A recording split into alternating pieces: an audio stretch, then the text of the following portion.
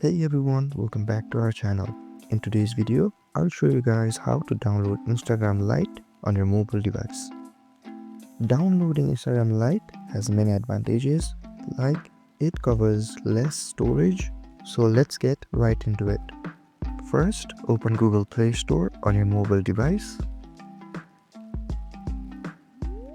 Then tap on the search button on the bottom right corner of your screen.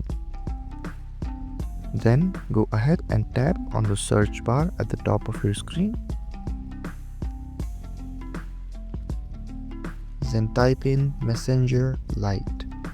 You should see an app launched by the official Instagram.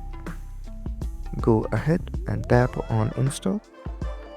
Then after the installation is complete, go ahead and tap on open. Here, create a new Instagram Lite account. And now you guys know how to download and use Instagram Lite on your mobile device.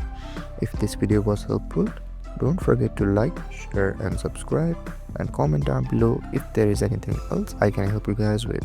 Thank you so much, and I'll see you guys next time.